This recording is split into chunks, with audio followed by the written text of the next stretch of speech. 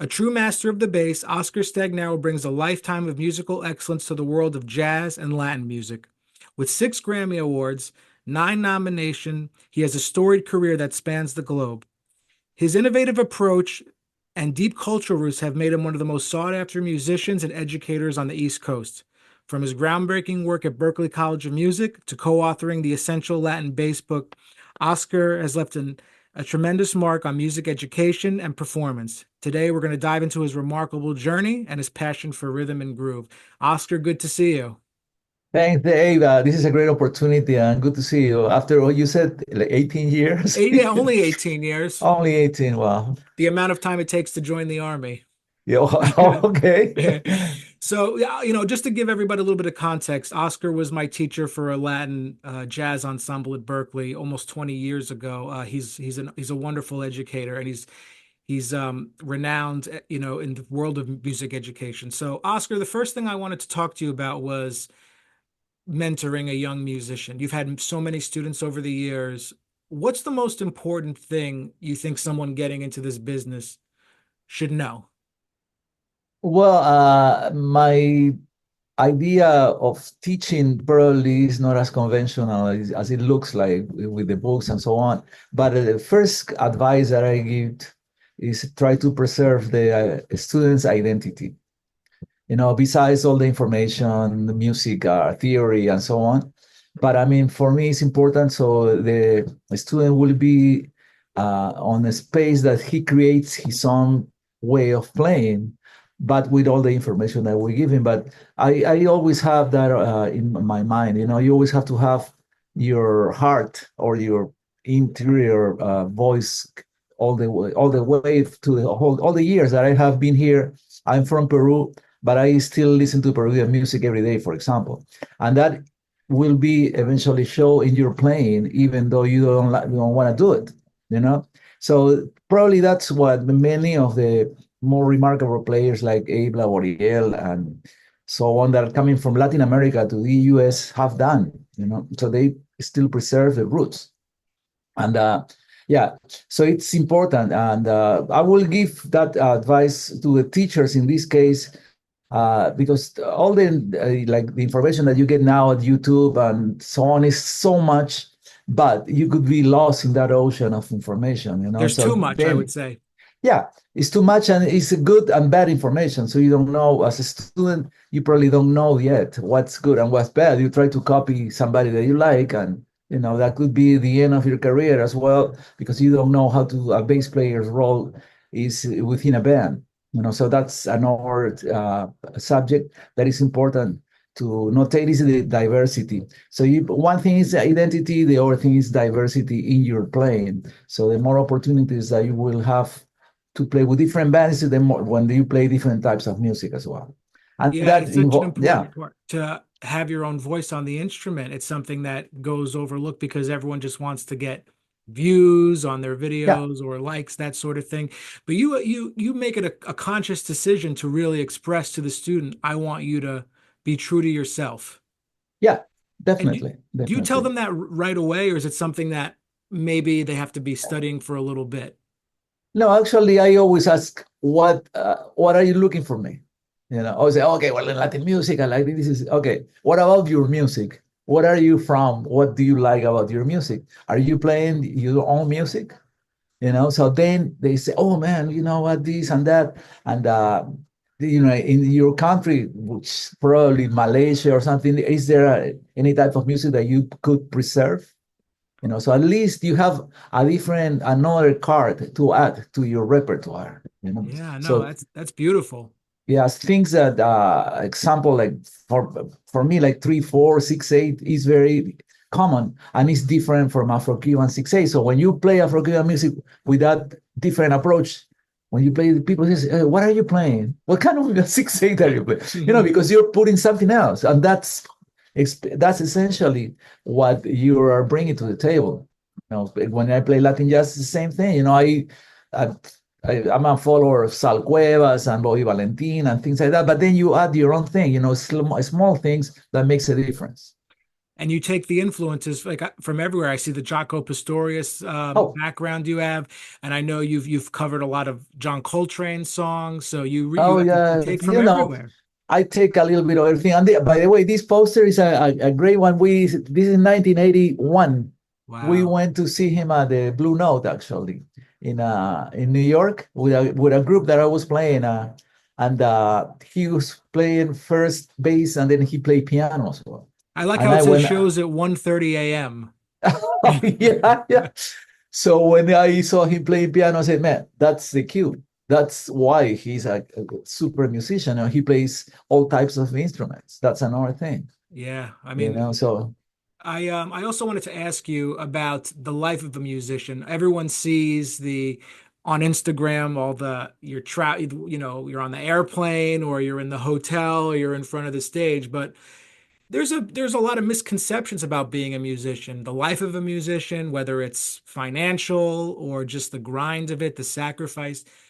What do you think a misconception people have about the business, the music business? well, probably they think that you're walking into a castle, you know, that is full of gold. And so for music is a field, I should say, that is the most unrewarding one. Once, in this case, after school, because you end up with no gigs, you know, no work. You get out of school, you know this better than me, probably.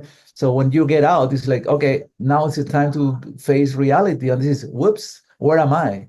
You know, Hmm. so that's why I'm always conscious about that, and I try to provide the students with the tools, mental tools, especially to be aware of that. So from the beginning, is what are you gonna do when you finish Berkeley? You know, what do you want to play? Are you performer? Are you composer? You want to produce? You want to manage, and so on. Now it's a wide array of different little areas that you could go into music. Before was only performance. That's the only way that you made a living in Hmm. performance or arranging, then producing. But now it's so much stuff around that you have to really focus on what your heart tells you, you know. But at the same time, you know, music is like for at least the bass. If you don't play the bass one day, next day you notice that you didn't play it. So it's Yeah. yeah. So you Same with like guitar too, same. yeah, yeah. So it's you have to really love music, and you have to have passion for it. You have to breathe music, even though sometimes you have to fight with a lot of people wherever you live to be able to do that. But at the end, is for me is like it enriches your spirit in a different way, and you're not like a 9 to 5 person, that you are waiting for 5 p.m. to finish a gig. Yeah, The and it takes a opposite. long time too. I mean, I graduated Berkeley when I was, 21. I'm 37 now, so maybe now I start to feel like I'm like 16 years. I'm like, okay, I'm living the life I want to live. It takes a long time. People don't Yeah. realize. So you went to school with my son Paulo. He also graduated in 2009, Yeah, probably. When yeah. do you? Yeah. Same year. Same Yeah, year. yeah. So he's 38 now, and then he's playing with Ricky Martin, but also it was a hard time for him when he moved to New York and so on. But then it's a matter of you are strong-minded and you know what you want, you get it. You got to be strong. Yeah. And let me ask you this. We before we actually started recording, I asked you about the six string bass and everything, and it's such a unique instrument. And I know you're always working on new things. You have to keep up with, all the students are giving you these Oh, new things that they're working on. What are you exploring now? Like, any ideas on the bass or musically, technique? Like what's exciting you now on the bass? well, I have a couple of projects for next year. We're gonna do a WGBH show. It's Channel 2 in Boston, and I propose to do the music of Hermeto Pascual. Yeah, he's bass player in Tiberes, which is fantastic guy, and he uses a six string in this case. Okay, by going back a little bit, when I got the six string, I moved from the four to the five. My brother Ramon, he sent me a five-string Warwick, and then I was, not smart enough to bring a 5 week tour, two basses, my old Fender and the Warwick.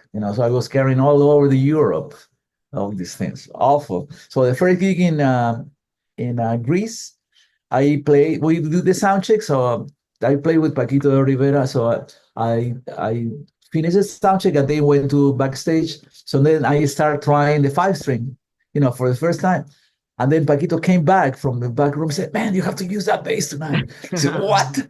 Man, so I usually forget it. So I was playing all the wrong notes, and so but I had fun. So I stayed with that bass since probably that was 95 to 2006. So like for 15 years, I record the book with that bass.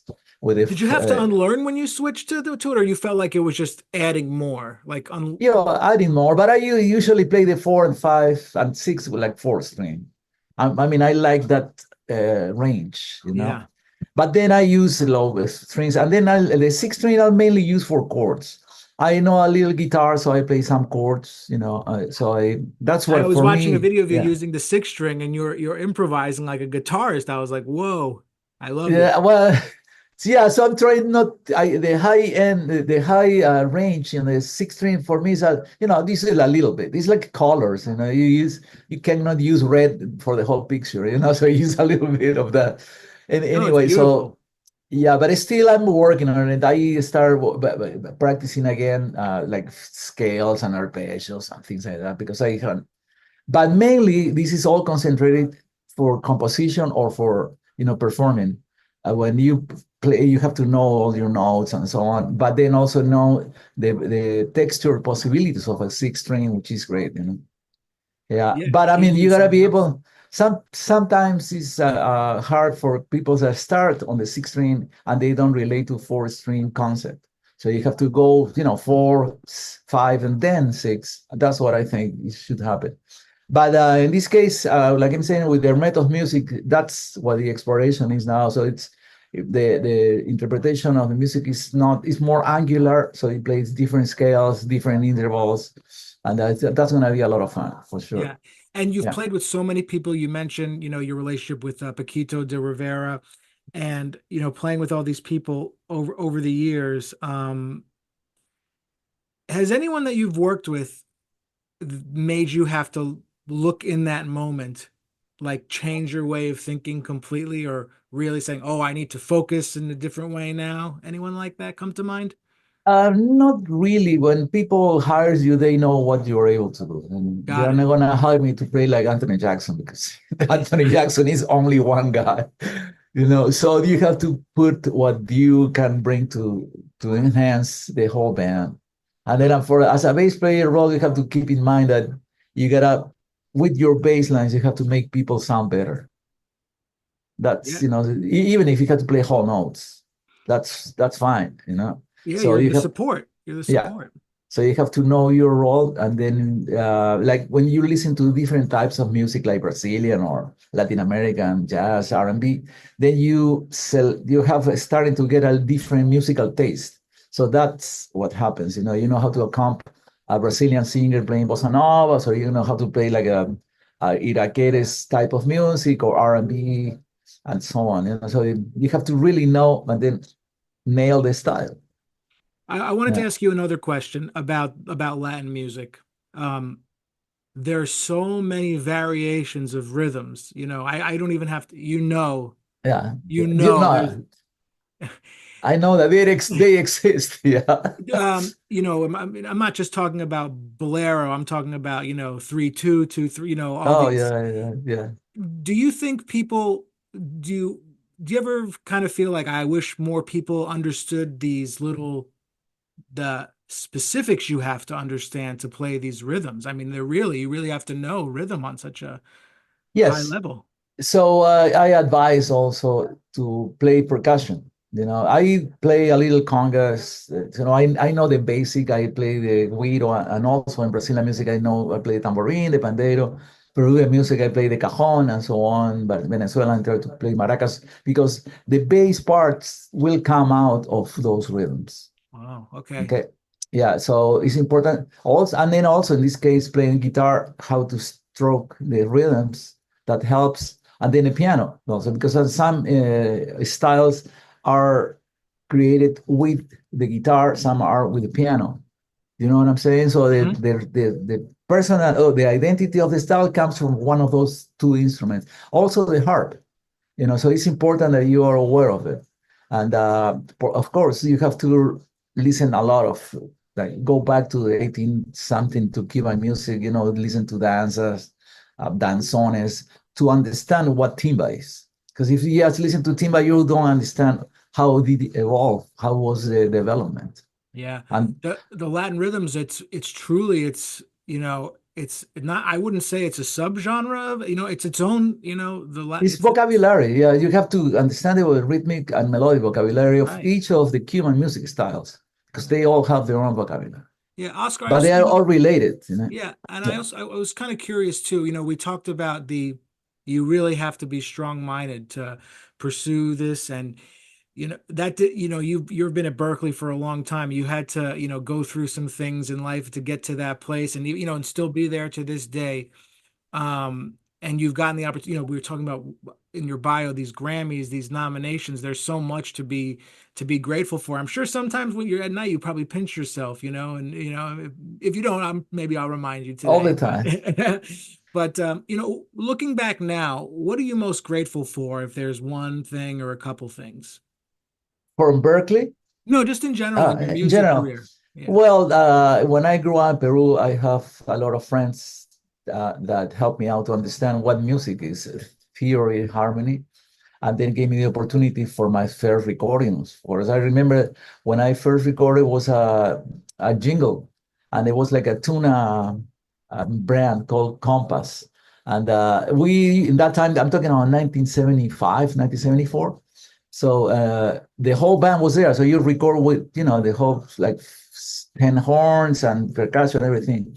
And the chart was a jingle that had only one stop in the middle of the second page. It was like a 3 pages. So I could read the chord symbols, boing. But then I didn't do the stop. And then all the musicians look at me like, what? So, so I felt so bad. Then my friend, the drummer, he stayed there, and then we just punching the stop on beat one. I couldn't do it. I couldn't do it. So, after that, I said, man, this is serious. So you got to take music serious. And that's for me, that was a wake up call because by ear I could play. I was working in a nightclub playing rock for like 2 years, playing like 6 nights a week, like 9 to 2 a.m.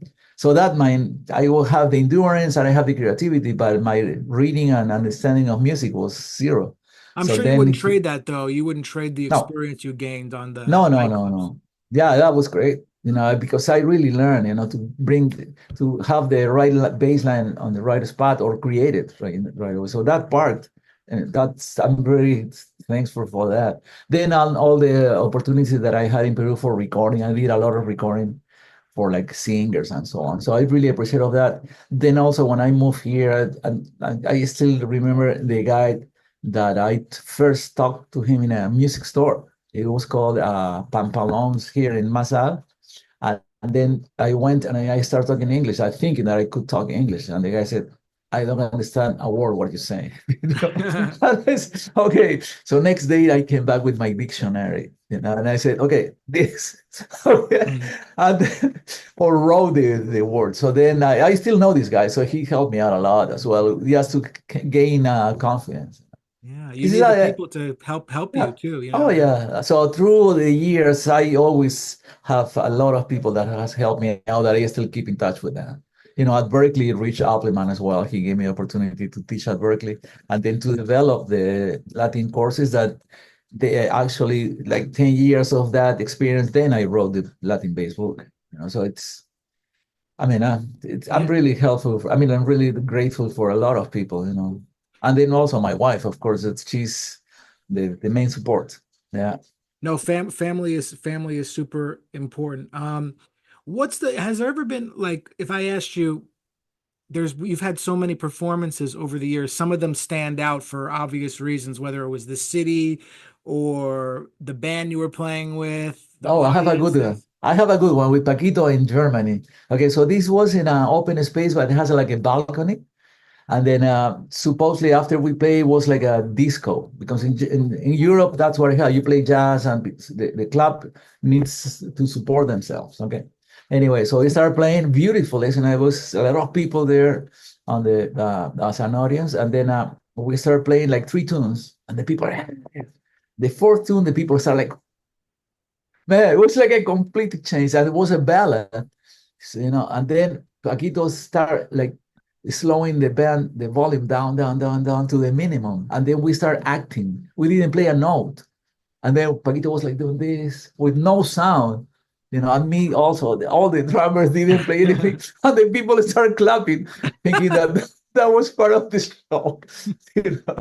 So that was, I still remember that one. And then we have a lot of things like travel for 9 hours from East Berlin to Paris to and because we lost the connection and we got to the gig like 2 hours later. We were playing a New Morning. That's a famous club in Paris, Yes. and the people was still there. And so when we walk in, it's a jazz club was like 500 people. We walk in super tired, and people. It was like the So end they waited of for you like a guys. World Cup. They waited for you guys to. Yes, Wow. yes. And That's we were special. super Yeah. tired. But we played one of the best gigs was that. Yeah. No, no, I love it. The fact that they stayed there, because some people, maybe an hour, but Yeah, they were wanted the music. man. Yeah, we were like super impressed, and then it's like great. They give you that energy that we were, somehow lost already. I've Yeah. heard Paris is a great. I'm going to Paris in about a month or so, so I've heard Oh, it's a great excellent. city. I've never Yeah, been, check that. New Morning. That's definitely. it. Yeah, that's the name of the club. Yeah. Yeah, so let me ask you this. I mean, you've worked with some of these great people. I'm sure there's a lot of people you would have liked to work with, and maybe now that but they're maybe no longer be alive. Or is Around. anyone Yeah. anyone that you've wanted to work with you wish you could have gotten a chance to? Yeah, it's a lot. Yeah, Chick Corea, of course, but I play Oh with Chick yeah, Corea a lot. I play along Chick Corea all the time, so I can feel yeah. close. Yeah, we met in Lugano many years ago, and we have a nice picture with the Caribbean Jazz Project and him.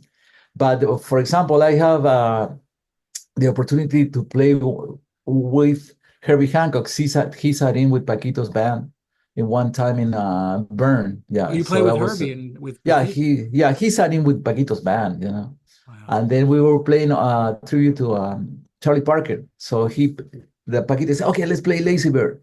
Man, okay, so I was facing Harry Hancock, and then he played the first chord, and I said, great. And he said, okay, okay. And then he started going back to, that's another level of musician. I just saw Yeah. him play maybe about 2 months ago, actually. It was brilliant. Yeah, anyway. But I don't know, there's a few people. I have the opportunity to play with Cachao Lopez, the duets with the United Nations Orchestra. So I can't complain, that I play with a lot of people that I never thought I would. What do you think you would Yeah. have been if you weren't a musician? Do you ever think about that? I studied in industrial engineering in Peru as well, so that's something that I would pursue. But, my classes were at 7 in the morning, like statistics, and I was playing that gig at night, like in the rock club. So I gave up, 2 years of that. I said, man, enough. So I said, music is what I want. Yeah. Yeah, and like you were Yeah. saying, young people can also get discouraged, especially when they're going to school at Berkeley. I'm sure even today you still see Berkeley's changed a lot. Do you still see a lot of the students who need that push, that motivation in Yeah. a way? Actually, some students have already a career, then they have a communications degree and so on. They go back to music So they've because already they're gone to school and then they're yeah coming to Berkeley again. because their families say, okay, you gotta get a real degree, then do whatever you want. So, okay, so they got a degree, and I have always find a few people like that at school. Yeah, let's also talk about going on stage. You talked about playing in New Morning and these, all the festivals and stuff. Do you get nervous before you go on? Do you have to tell yourself like, okay, take a couple of deep breaths? What happens before you go on stage? Not really. I just let it go. You Yeah. relax and then enjoy the first note until the last one. I wish I grew up where you Yeah. grew up. Let me tell you, Yeah. Yeah, I didn't know. Paquito trusts the band, and then all the players. I mean, all the time that you have played with the band, that the leader trusts you, you feel that. So yes, Yeah. But But when you were also, starting out, did you get nervous though? yeah. But when I play the rock club, you say, okay, E7 funk. I said, okay, great. And so you have to listen. It's important that you listen more than that you play. It's just something that I always learn. It's like the more you listen is the better you play, because you probably end up playing 50% less of what you thought you're gonna do. Yeah. Oscar, Yeah. this has been, tremendous. I'm so glad to see you and reconnect after this time. Before we wrap up, I wanted to ask you just one more question. So we still need inspiration to keep going every day and wake up with the positive attitude like you have, but it's, inspiration from life, but there's also like some music we listen to that can just maybe push us, keeps is there a piece of music you listen to that maybe you keep revisiting and that over the years that, just makes you happy? Like I'm saying, I am listening to Peruvian music because I don't want to lose the roots. I don't play Peruvian music here in Boston, so that part I'm keeping. And then now that I think you have to create your own projects as well. So in this case, we are gonna do their metal tribute, and then also I'm doing a presentation at the ISJ, is an international acoustic association. That's gonna happen in June, and I'm gonna try to present a book that features the 15 styles of Latin America, but all based in different blues sequences or forms. Because I feel the lack of information about what brings us together. Uh, like if we go to a jam session, for example, it happened to me in Chile. So there were like 14 people on stage, students, after the Berkeley Latino camp. And they say, okay, let's do a jam session. Okay, it's great. So whoever comes, they came to the stage and I say, okay, what are you going to play? And the kids talking, oh, I don't know this one. Oh, I don't know that one. 10 minutes of that. And I said, okay, let's play a blues. Believe it or not, in Chile. Okay, I don't know the blues. Okay, I'll teach you that in 2 minutes. So then we end up playing, and then something that is missing, I think, is the essence of improvisation, which is the blues in this case.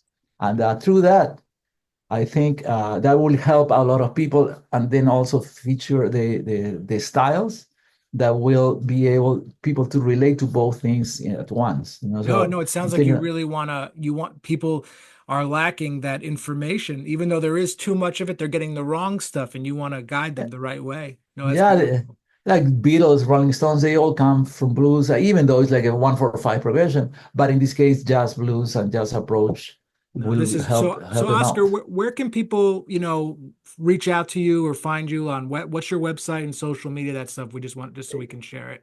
Yeah, I have a website. This is like in standby, but there is a lot of information and photos. It's called Oscar Stagnaro Bass.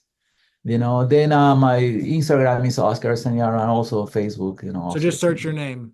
Yeah, yeah, you find me.